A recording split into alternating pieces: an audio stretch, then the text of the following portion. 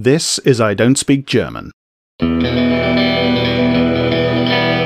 Here we talk about the far right, their fellow travellers, and what they say to each other when they think we're not listening.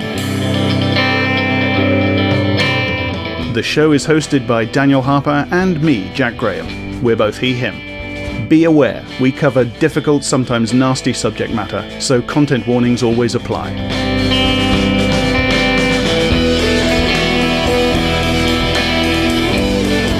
And welcome back to another episode of I Don't Speak German. Daniel, how the hell are you? I am doing well. Had a doctor's appointment this morning, and everything looks to be a-okay, at least as far as we know for now. Oh, that's good. They've got the raging sexually transmitted infections under control at last. At last, yeah. It's a Simpsons meme of like all the sexually transmitted diseases all going through at the same time, and they get stuck in the door. I don't know if you're familiar with that one, not being a Simpsons fan. I'm not, if I'm honest. It sounds very funny, so I'm sure it is. Yeah. I'll just read, I think, a little bit from this article, this NBC article, which was published a couple of days ago at the time of recording. Nazis mingle openly at CPAC, spreading anti-Semitic conspiracy theories and finding allies. Nazis appeared to find a friendly reception at the CPAC this year. Throughout the conference, racist extremists, some of whom had secured official CPAC badges, openly mingled with conference attendees and espoused anti-Semitic conspiracy theories. The presence of these individuals has been a persistent issue at CPAC. No shit. In previous years, conference organizers have ejected well-known Nazis and white supremacists such as Nick Fuentes. This year, racist conspiracy theorists didn't meet any perceptible resistance at the conference where Donald Trump, young Republican mixer Friday evening, a group of Nazis who openly identified as National Socialists mingled with mainstream conservative personalities, including some from Turning Point USA, mainstream, I suppose, and I mean, these days. By the standards of CPAC, that is incredibly mainstream today, yes. Yeah, by the standards of American conservative politics in 2024, Turning Point USA is mainstream. Yeah, absolutely. No question. And discussed race science and anti-Semitic conspiracy theories. One member of the group, Greg Conte, who attended the deadly 2017 Unite the Right rally in Charlottesville, Virginia. A name that listeners of this podcast will probably be familiar with. Well, exactly. This is what caught my attention. Greg Conte, who attended the deadly 2017 Unite the Right rally in Charlottesville, Virginia, said that his group showed up to talk to the media. He said that the group was prepared to be ejected if CPAC organizers were tipped off, but that never happened. As far as I know, it hasn't yet happened. Another, Ryan Sanchez, who was previously part of the Nazi Rise Above movement, RAM, took photos and videos of himself at the conference with an official badge and touted his associations with Fuentes. So I got to thinking, I think I recognize these names.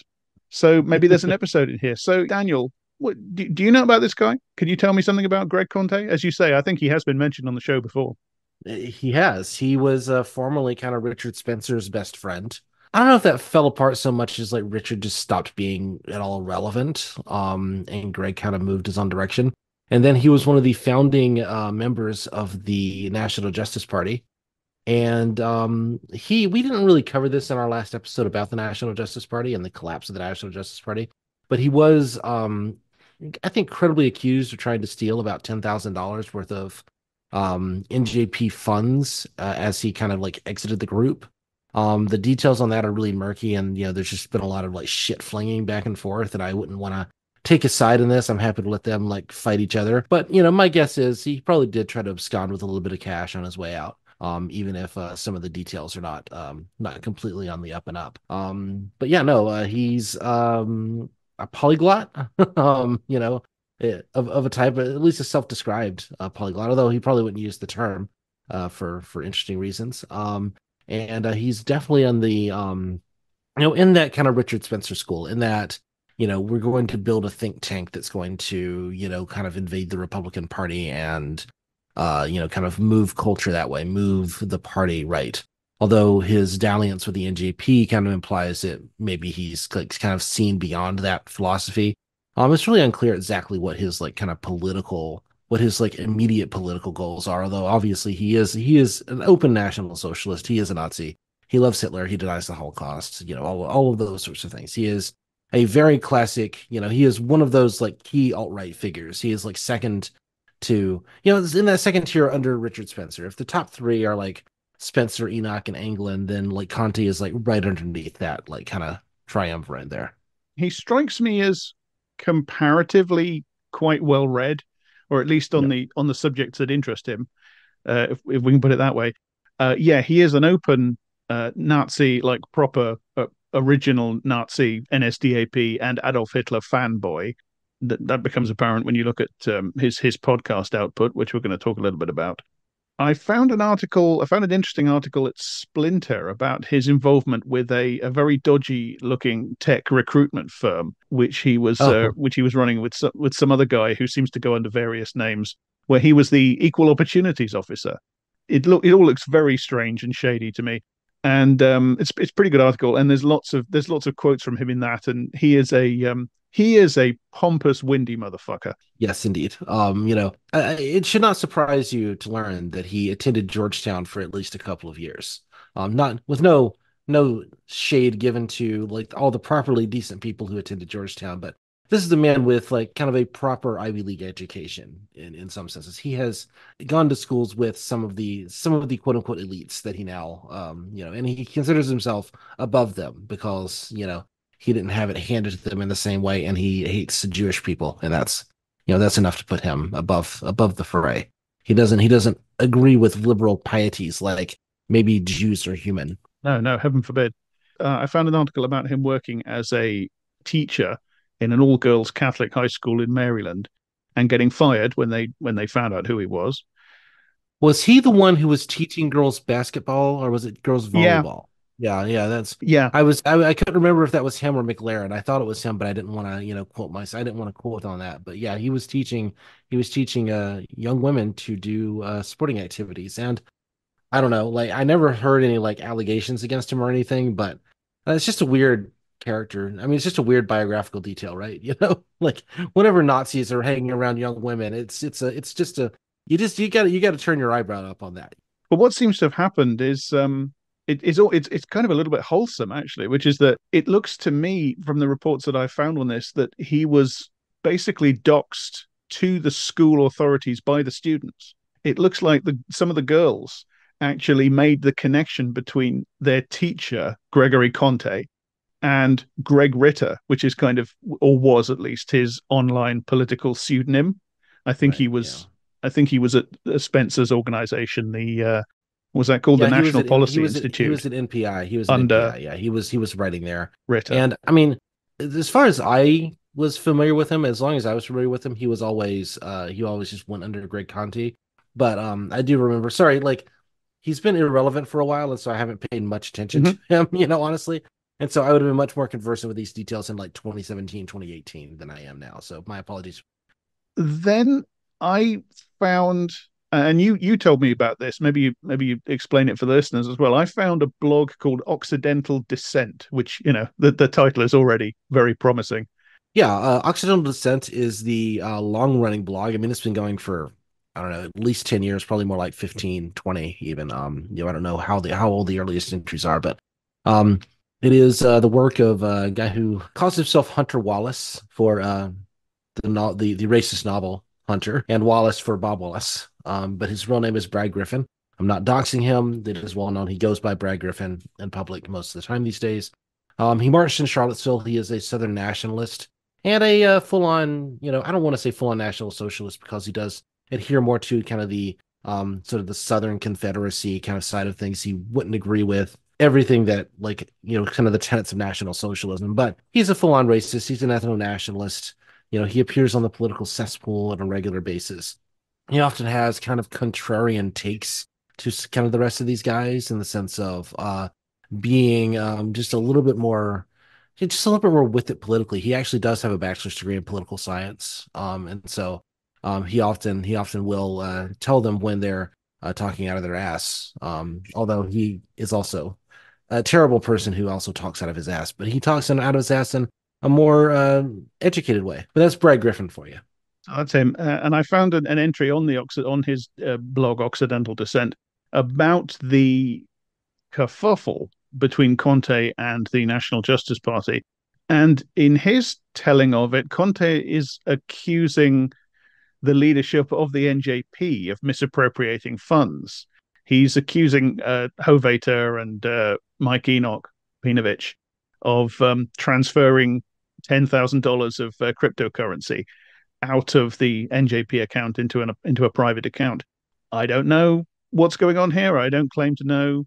I'm not Yeah, interested. I don't care. so the story that the other side tells, I mean, I've heard both sides of the story, but the story the other side tells is they told Conte to get lost, and then some of the accounts were in his name, like he had control over the operating funds as a member of the party. And so they transferred the funds to like keep it from him absconding with the funds. So they each accused the other of stealing it effectively. And again, I have no I have no reason to take sides in this. Like, please, guys, why don't you sue each other and let's get all the financial documents in public so I can pour over them. And other people Yeah, like me can pour over them and learn all the I would love to learn all the dirty secrets of the finances of the National Justice Party, frankly. the very handy service that Brad Griffin has provided for me personally on his blog is that he's provided us with a very funny clip of Greg Conte, which, well, I mean, there's not much in this clip actually about the misappropriation of the money or the accused misappropriation of the money. I think the point of the clip is to demonstrate something that the blog author views with disdain, which is or a certain amount of ridicule at least, which is Conte's open fetishism of basically OG Nazism and the Third Reich, which it's something I agree with. It is quite ridiculous and quite funny, and I think it's well known, Daniel, that you and I don't speak German, and I believe you've been mocked for that. Yeah, by Conte in particular, he considers it anti-intellectual to quote unquote brag that I don't speak German. Find me a man who doesn't get the joke more than Greg Conte, and you will search far and wide. Yeah, he doesn't seem overburdened with a sense of humor. Yeah, I'm gonna play this clip for you now, and yeah, it's it's quite something. So here it comes. I'm powerless to root out this problem according to any established procedure. When faced with a secretive and duplicitous enemy, open conflict is the only way to bring justice. National Justice Party. What does the name even mean? Supporters, comrades, in this highest crisis of our newly reborn movement, I ask you what Major Otto Ernst Raymer asked the wavering soldiers and officials in Berlin in the confused evening hours of July 20th, 1944. Für oder gegen den Führer? Are you for or against the Führer? I'm for him. Are you?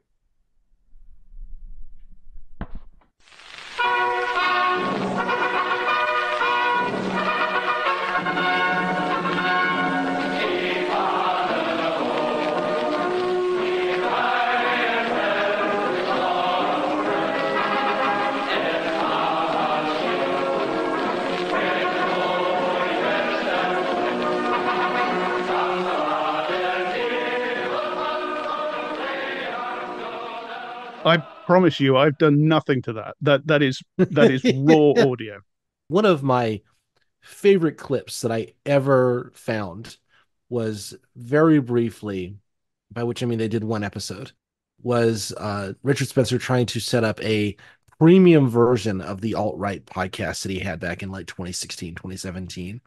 And the one episode was like a video recording in which he and Conte sat and got smashed drinking like whiskey and beer, and they probably had some wine sitting around. Like there was a ton of alcohol sitting around. And at one point, Conte, while Spencer is speaking, Conte walks off screen and then comes back holding a whiskey bottle and then like carefully opens it before pouring himself another glass. I'm not gonna criticize anyone for drinking, especially drinking while recording. But yeah, it's a pretty delightful like little moment in alt-right history and far-right history of just how incompetent these guys are, because this was supposed to be their like premium product and the camera isn't even level. The camera is like they put the camera on a tripod and it's like a cheap tripod, and so it just like tilts very slightly, and so the angle is off by about 5 degrees. And so for the entire thing, they're just at this very slight Dutch angle. Like this is, and they're lit with just room lighting in a hotel room or some shit. Like it's the most off-putting video I have seen from like supposedly professional people trying to put out a premium product. It was lovely stuff. So all I'm saying is, it sounds to me like Conte's a little bit sauced there. Yeah. So Greg Conte, as you might have noticed, bit of a Nazi, and he likes doing voices as well. And this will be this is a theme with him. And so I discovered when I followed the trail just a little bit, and I found his podcast on Odyssey called Prussian Socialism, and it just seems to be like a Nazi history podcast. It's not all about the Nazis. There's some in there about the Empire of Islam and the Spartans and the ancient Greeks, and the sort of thing, that sort of fetishism of ancient warriorship, El Cid and the Spanish and all that sort of stuff. But most of it's Nazis. And one of his he has like rotating co-hosts, and these are familiar names. One of his co-hosts who's on several times is Warren Balog, who we were speaking about just last time. Balog. And he's also had Jazz Hands McFeels on there a few times as well, and a guy who calls himself Romanized Visigoth. Yeah, Prussian socialism, as far as I know, is not really being produced any longer. That was very much kind of the early days of the NJP. That was sort of Conte's attempt of like producing content for the content mines. And so, of course, there was a heavy cross-pollination with TRS and the rest of the National Justice Party kind of people. And that's why, that kind of existed. And it was his attempt to do, like bringing back like the real history of the West is sort of, I think, how that is concerned. And he calls it Prussian socialism because it's like there's something in the ancestral like German spirit back in the days of Prussia that sort of like presages the actual like National Socialism. And so it's like more, I don't know, it was always unclear exactly why he called it Prussian socialism. I mean, I'm sure he has some completely valid historical reason for it. Yeah, I'm familiar with the podcast. I haven't listened to every episode, but I've listened to a handful of them, but not for the last couple of years because it just isn't produced anymore. I was just mucking around and having a bit of fun, really, and my eye was drawn to an episode about celebrating the anniversary of the Hitler beer hall putsch. That's something that I happen to know a little bit about. You don't have to wait very long to get into the good stuff, and just for the hell of it, here's a little bit of that for you. I don't like the word cult of personality because sorry, I should say that's not Greg speaking. That's his co-host in this episode, who seems to be a regular co-host, whose name I can only find that his name is William. I don't know the rest of it. I don't like the word cult of personality because it sounds like a very trivial thing, right? It's very mundane. Yeah, Hitler's was not a cult of personality. No, it wasn't. Hitler's was a cult of greatness. Right, exactly. And that's kind of like the term cult should not be noted as in an academic sense as being negative. And just for our listeners' sake. No, cults only suck when they're led by shitty people. Or like Kool-Aid is the end. I'd like to point out, most of the Nazis killed themselves at the end. At least the high-ranking ones, sure. Yeah, absolutely. Yeah. But, like when a cult is led by Hitler, it's awesome. Anybody can tell the difference. So like cults are just like a concept of religious thing. But like the cult of Hitler effectively was able to be created out of that. So he went to jail and whatever, wrote Mein Kampf and all that other fun stuff. No, I mean what established Hitler was the fact that he didn't cuck during the trial. Right. Like Hitler being like he was thrown down onto the ground by his bodyguard, dislocated his shoulder, hid out for a couple days, and then was arrested. Like that's not all terribly heroic. That's not to say that Hitler was a coward or something. Right. Like far braver men have done far more cowardly things. I suspect that on some level this is cope because he and Richard Spencer absolutely ran away at Charlottesville. Yes, no, absolutely. Yeah. Hitler, like by luck, didn't get shot by a bullet. Right. He had the moral bravery to stand up to bullets. Other guys did get shot. Goering got shot. The other and horribly wounded, and spent the rest of his life dealing with that wound. Yeah. The other 16 Nazis who were killed there, like they were willing to stand up and get shot and they died for it. Hitler didn't, thank God. But how he redeemed himself by not, for not getting killed, because he did expose himself to that, but like he didn't, stand back up and say like, shoot me, shoot me, shoot me. Right. I'd like to break in at this point to say that this isn't absolutely definitely known, but there is at least one account of Hitler after the putsch very seriously contemplating suicide. Anton Drexler, one of the other party members, one of the original founders of the party, claimed that he had to talk Hitler down from shooting himself in the head after the failure of the putsch. I believe that like encouraging people to commit suicide is just generally a bad thing. But when it's Hitler, maybe you don't encourage it, but like, you know what, buddy, the world would have been better. If World War II probably still happens, but probably skipped to genocide on that regard. So he made up for it by standing up for his position in court when nobody else was willing to do it. And actually, I would like to do an entire show on the trial of Adolf Hitler, because I think it is actually the more important fact of the beer hall putsch. You could do a whole series on that. The beer hall putsch itself was like cool and is of course the like moment of action. It's the thing that everybody remembers, but like really the moral fortitude and toughness that it took to stick out the trial and then to argue at trial when you're being tried for high treason that like right. To argue it was not I who betrayed the state, it was the November criminals.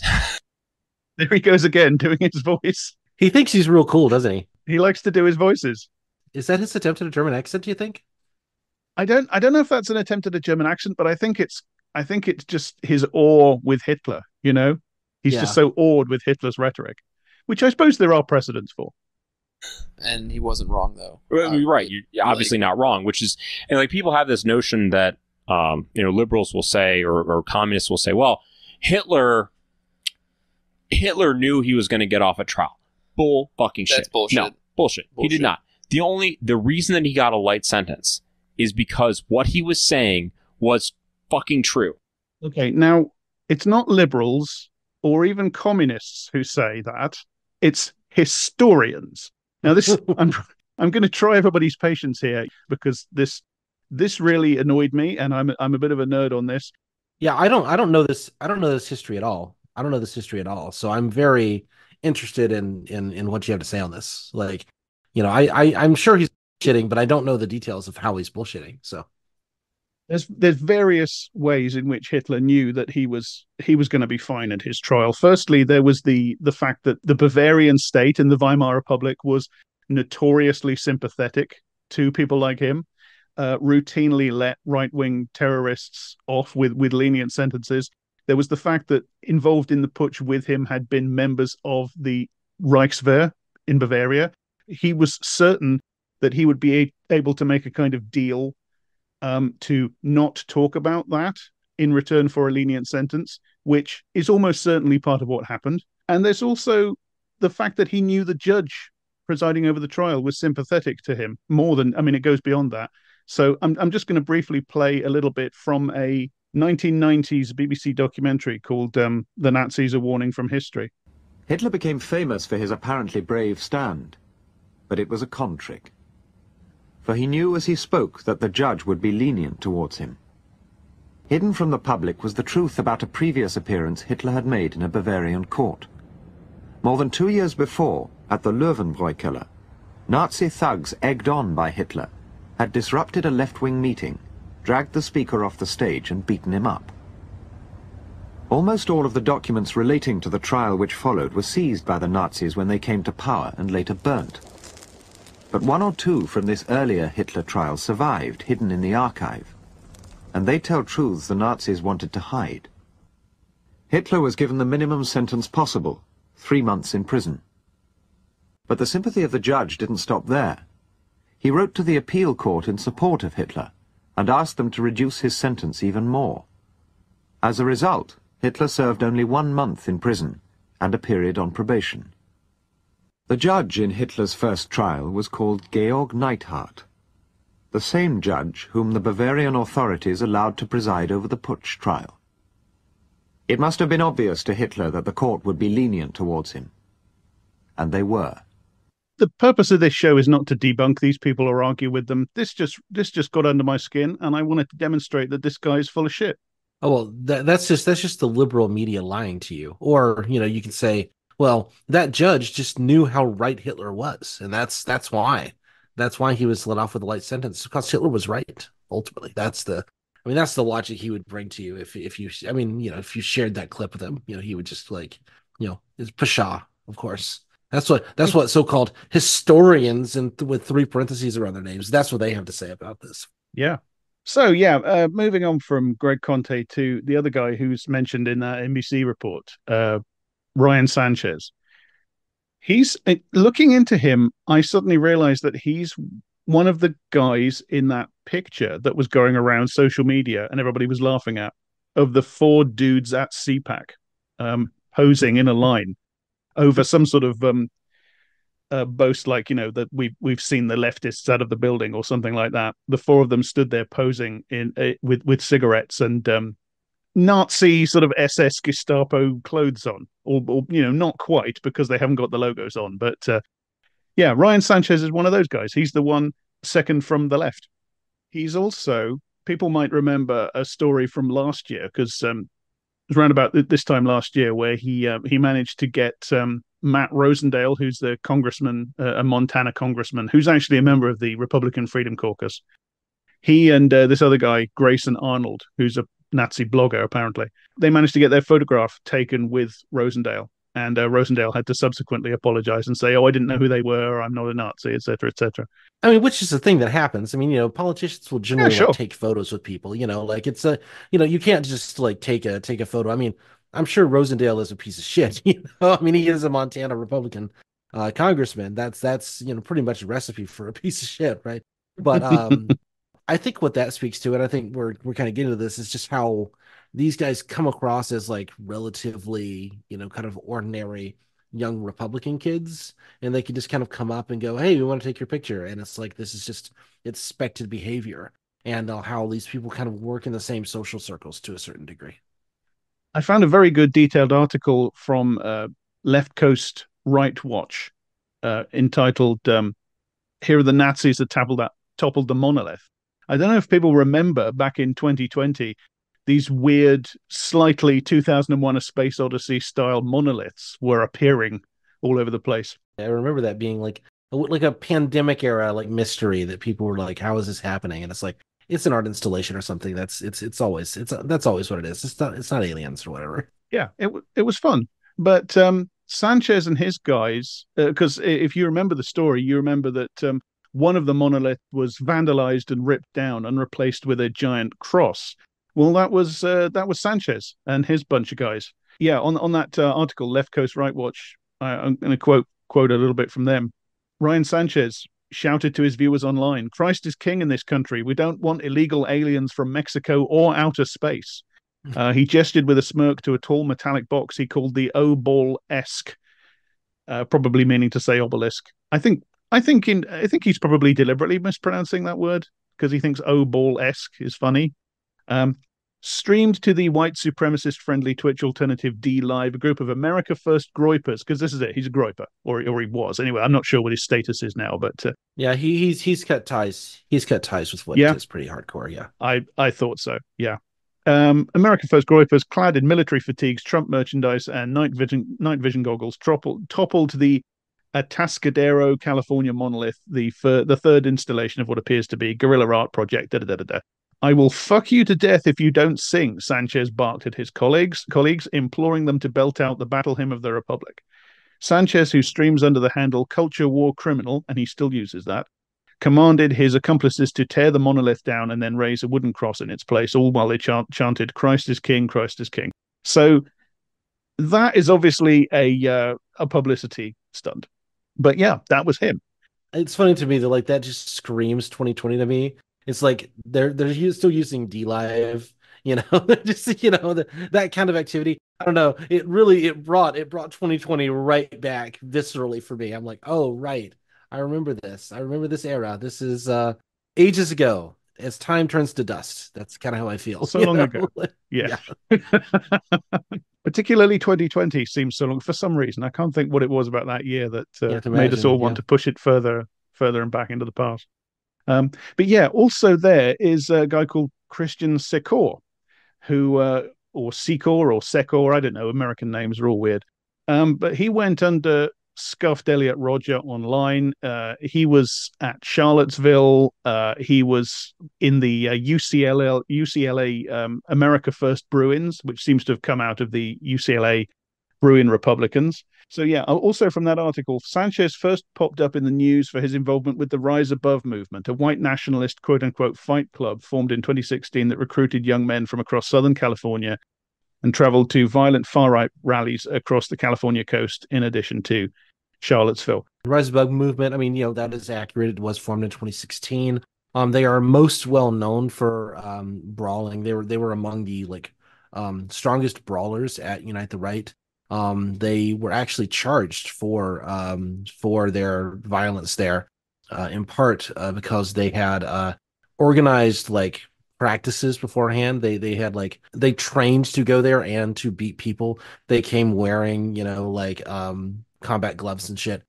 So they were very, very much a part of that. And the leader of that is a guy named Rob Rundo. He's had a whole host of legal troubles regarding to his activity with the Rise Above movement. They were crowdfunded by Enoch of TRS, and I believe Ram actually personally defended Enoch and a couple of the other TRS guys on the day on August 12th of 2017. But I know they were fighting, and they beat some people pretty badly. Although I don't think any of the kind of the classic video that kind of came out, the stuff that really was kind of imprinted itself in people's mind. I don't think that I don't recall any members of RAM actually being a part of that. And I believe they were sort of I don't want to say the dissolution of RAM, but sort of that kind of activity led to kind of the rise of the active clubs, which in the kind of wake of Unite the Right, you started seeing these what they call active clubs, which are essentially Nazi branded lifestyle clubs for men. It's where you can buy branded armbands and all sorts of athletic gear. They practically have energy drinks. That's sort of the kind of the active club aesthetic. And the active clubs have just sort of continued that Rise Above movement activity of training people to fight in the streets, to fight communists in the streets, but with a slightly more plausible deniability. Yeah. As I say, that article at Left Coast Right Watch, that's very detailed. It goes into a lot of detail about Sanchez. He's been involved in something that they call the anti-Sharia law protest in 2017 on Huntington Beach. A lot of his stuff seems to center around Huntington Beach, California. And then he parts ways apparently with Rise Above movement, and he starts cuddling up to Identity Europa apparently. And then of course that falls apart, doesn't it? And it kind of a lot of their network gets inherited by Nick Fuentes and America First. And it looks, at least for a while, like Sanchez got inherited with it. Yeah, I mean, I'm gonna be honest. I don't really know Sanchez very well. I've heard the name and that sort of thing, but he's never been a content creator, and so he never kind of pushes himself into my consciousness in the same way that someone like Fuentes does, or or even Conte. He's always been a guy who's kind of been involved, but he's not like the lead figure. He's not like a name that kind of puts himself out there in the same way. So, but no, none of that surprises me. Is I think the one thing is he's first part of RAM, which is kind of a street level thug movement basically, and then he's trying to enter the kind of Republican adjacent politics of Identity Europa, later the American Identity Movement briefly. And then, he gets hooked up with Fuentes. And so it does seem to be a pivot in tone, a pivot in his political strategy, probably after the kind of legal actions taken against Rise Above movement after Unite the Right. Yeah, he strikes me as somebody who's been sort of all around the place for a while, but never really made any impact and has always been trying to. For instance, in 2022, he tried to insinuate himself into the People's Convoy, trucker convoy, take back the border thing. That when that happened, before, and he kind of got chucked out by what's this guy's name? Eric Rode, who's from the Washington Three Percenters.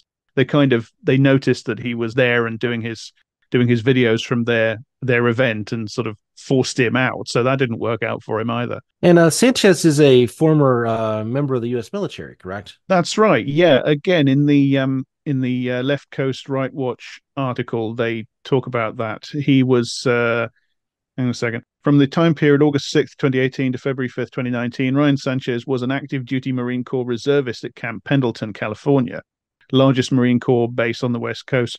And they make the point, Pendleton has a long history of white supremacist organizing, with Ku Klux Klan organizing being an open secret in the 1970s. And most troubling of all is the fact that by the time he joined the Marines, he had been involved in both Identity Europa and RAM. Yeah, I mean, usually the military will usually try to screen those people out.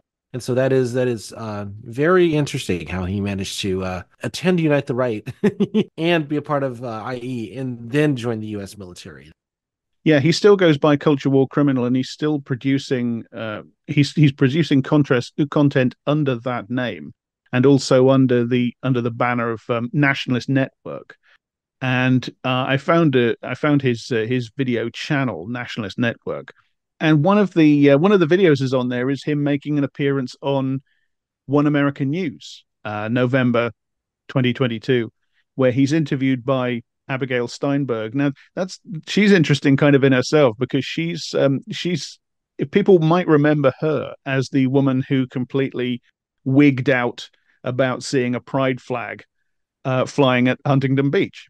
So again, she's based around the same sort of area, and she's an OAN anchor now, having started out really going viral as a sort of anti-mask Karen attacking a Starbucks barista, which is all it takes. That's the career path for these people. Like, yeah, apparently.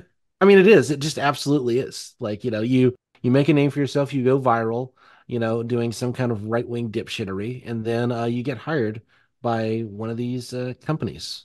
But as I say, he appeared on OAN News defending Christian Secor, his former crony, because he was prosecuted for being one of the rioters at the Capitol on January 6th. And I want to play you a clip now. I just find this clip really funny, partly because of the blatant bad faith on display from Sanchez, but also the hilariously bad interviewing technique from, I can talk, the hilariously bad interviewing technique from Abigail Steinberg. To be frank, it's because the scope of this investigation, this witch hunt, involves so many moving parts, so many people. And Christian had a very long ordeal. He was in solitary confinement for a long time. He was on house arrest for over a year. Oh my God. And he had an ankle monitor on the entire time. Wow. And this could be contrasted with some other defendants who were charged with similar crimes, but Christian was given no leniency. He behaved himself impeccably during his time on trial. He'd never violated any of the restrictions upon him. But he was rewarded for his good behavior by getting a sentence more than double what the sentencing guidelines were for what he was accused of. It's just ridiculous. And how did they come to this conclusion? 3.5 years? What did he do to warrant that? I mean, how do they determine Well, this? he hurt nobody. He broke nothing. He did nothing other than sit in Mike Pence's chair. And it's apparent to me that this sentence is intended to send a message to Republicans. It's intended to send a message to Americans like you and I that we can't sit in Mike Pence's chair. We can't offend these people who rule this country, and if we do anything to step out of line, they'll punish us. And you mentioned these lawyers who firebombed police cars and who partook in this insane orgy of violence of 2020. Many of these people were not charged at all.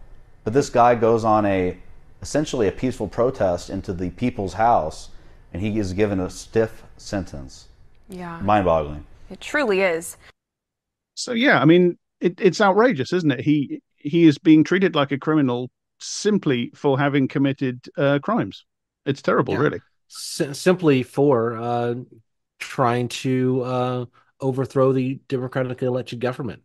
He gets punished 3.5 years. Man, that's a crazy sentence. That is just absurd. Just imagine, that's almost as much as you get for having a few grams of weed, you know, in the United States. He didn't even get credit for not breaking bail conditions. You Yeah, you know, didn't break your bail surely. conditions. You were well behaved in prison, and you know, you got 3.5 years. And also, I don't know anything about this case. I am certain he did a lot more than just sit in Mike Pence's chair. Just Well, factually speaking, yeah. I don't know if you have a corollary to that or not, but you know, I'm sure there's more to the story. The FBI have loads of evidence that he was one of the key people in battering down doors, breaking doors open, getting people flooding in through the doors, trapping Capitol police officers, and also a few weeks after after the January 6th riot, when they broke into his house to search. Yeah, it was full of guns. It's full of guns, including ghost guns. Yeah, 3.5 years, slap on the wrist for sure. And knives. Yeah. 3.5 years, by the way, is considerably less than the prosecution was asking for. So the judge went easy on him. Yeah, history does, history rhymes. It does, doesn't it? But yeah, if you could see the video, and I'll put the link in the show notes, obviously, you will see that Sanchez's shtick is very much to be the very respectable, smart-looking young man in the suit with the tie and the sculpted hair, and that is very much a part of his identity. I think that he's trying to project. I found another video on his channel where he talks to this guy called, I'm not entirely sure how one pronounces this, but it's spelt ZSUTTY. So I'm going with Zutty. This guy called David Zutty at something called the Homeland Institute, which, as far as I can tell, is a sort of fake think tank, which is laundering Great Replacement conspiracy theory through pseudo sociology and fake polls. It's actually really funny. The video, Sanchez is doing this television presenter thing where he keeps looking at the camera very much like he's on the news, being a news anchor. And behind him, again, he's in his suit and he's with his sculpted hairdo and everything. And behind him on the walls, you have assault rifles and fedoras. It's a pump action shotgun, what looks to be an AR of some kind, and 2 fedoras and like a Panama straw hat. That's how he adorns his otherwise featureless corner of a room. I mean, you'd say it's try hard, except it's like it doesn't even go to enough effort to be try hard. It's like, no, we need some fedoras. Oh, I guess the straw hat will work.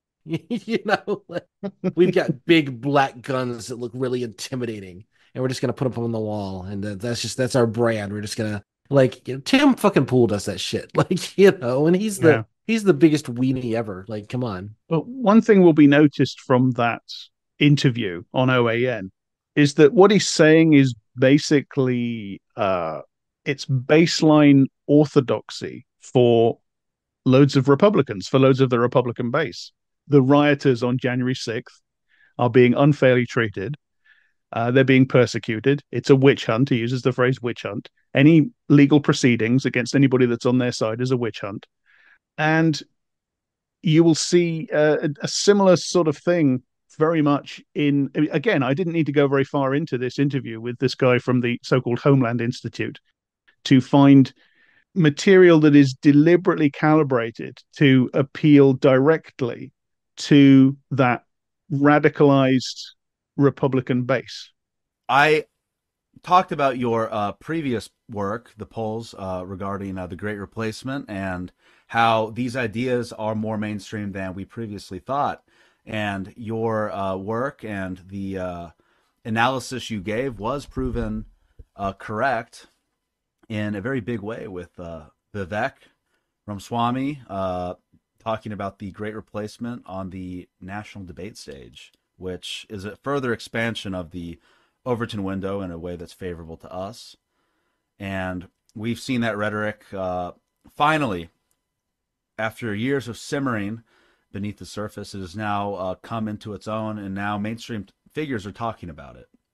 So you have no idea how satisfying this is, because you and I used to go and banners about this, flyer campuses, and it sometimes felt like we were screaming into the void. Like, yes. I think every activist, no matter how motivated they are, they had that moment where they're like, why am I up early in the morning I could be inside while I'm playing video games, but it has all paid off. It is so wonderful to see these little seeds that we sowed and worked so hard for, and oftentimes we're persecuted for, harassed. It was so great to see that come true. And what's nice is that, I am a fighter, and we have a new fight ahead of us, which is to make sure that the Great Replacement is not besmirched or hijacked by people who are trying to take the focus off white genocide.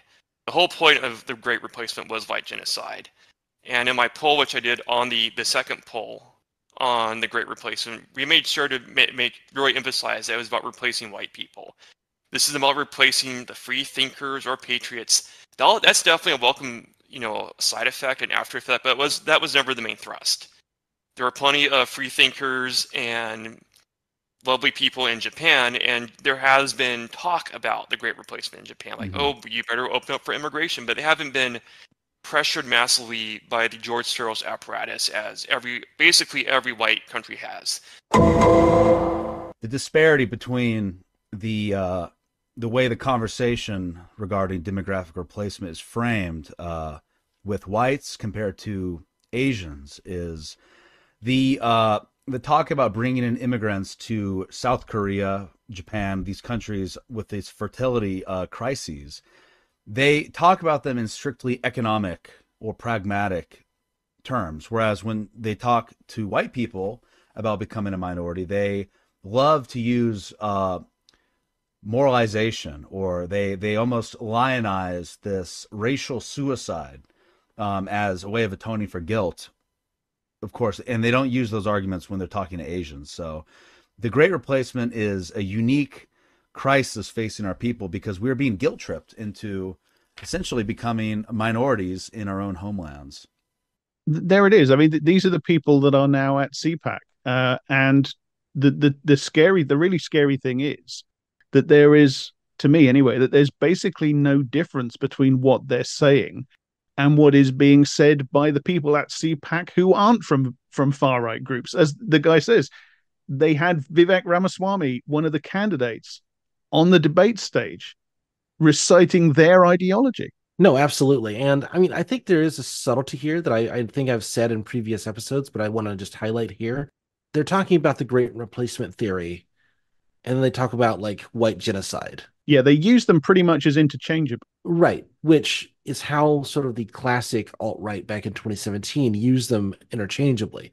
What happened when like sort of the more mainstream Republican types embraced the Great Replacement as a term is they started using it as a cudgel against Democrats for trying to replace the Republican voter with more reliable immigrants from other places, or by stuffing the voter rolls with ineligible black people, et cetera, et cetera, et cetera. And it becomes much more a rhetorical tool in service of the Republican Party and in terms of like their electoral success. And what guys like this are doing is they're now trying to enter those spaces and to like insert, like, really, you've always been talking about white genocide. You're just not saying it out loud. We want you to say it out loud. There's a reason that Ryan Sanchez is not like stood out to me as like particularly interesting.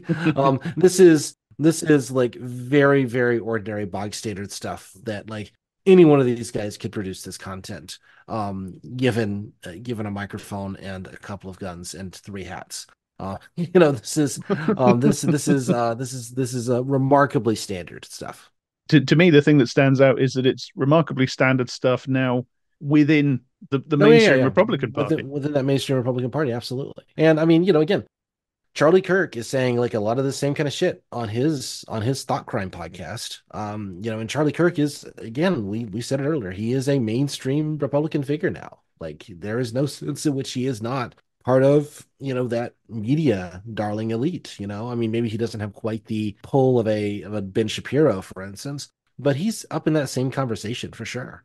And he's like going like almost as far, I mean, or just as far as these guys are going, just not using like the exact term white genocide, but definitely talking about like, well, they just hate white people. They just hate white people. And this is how these ideas have been just inserted into the Republican media through this kind of like almost insurgent warfare, like an insurgent info war from below, from these like far right white nationalist figures. And that's kind of what we've been documenting for the last 5 years ultimately. But no, it's definitely, this is just another example of it happening. Yeah. So if nothing else, I now know about the Nationalist Network and added it to my archive. So one more dipshit in my multiple hard drives. The Homeland Institute.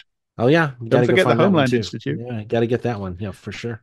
If what you're trying to do is to get a certain kind of result, David Zeddy knows exactly how to do so. I did just look him up.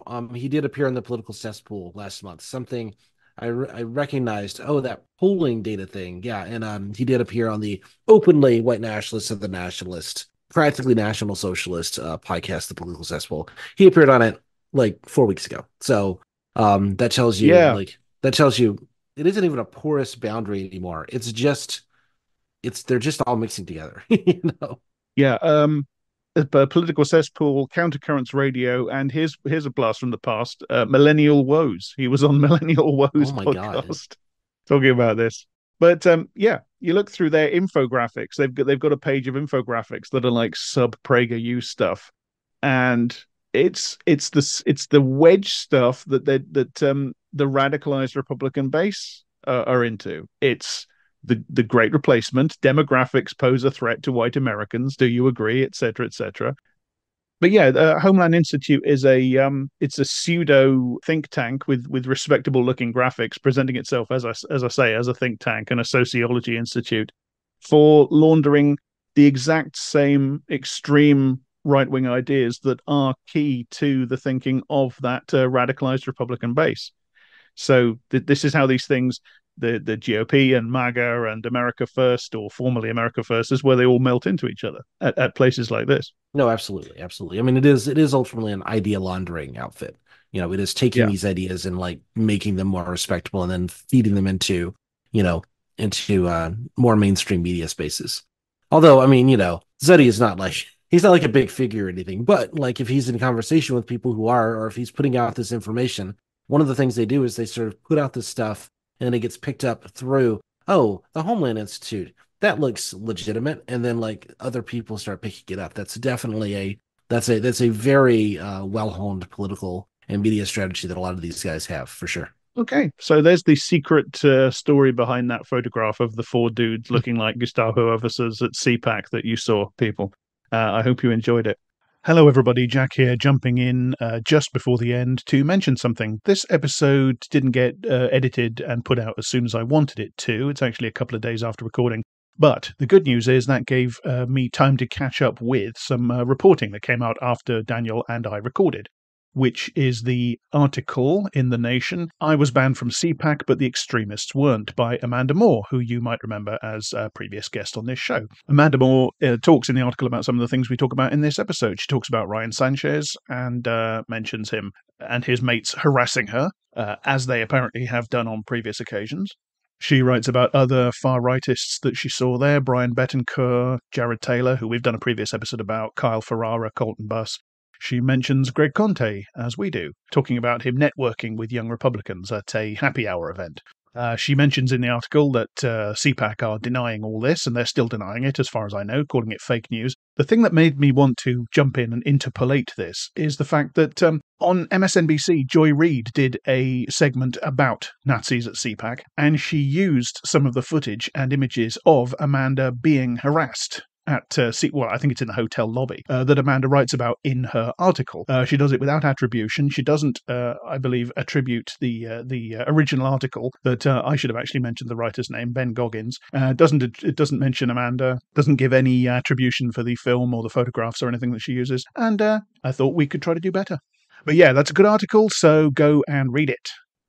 So we will be back with more and more content. Also, if you are a patron of mine, I did a group chat with anybody who pays at least $1 a month, got to kind of hang out, and I answered some questions, and we all chatted for a little bit. We went for about an hour and 45 minutes, and I put that recording in my on my Patreon for people who are patrons to listen to the recorded version, and I did that just before we sat down to record today. Go check that out and give me $1 a month, and you can join as well. And that was I Don't Speak German. Again, goodbye. Goodbye.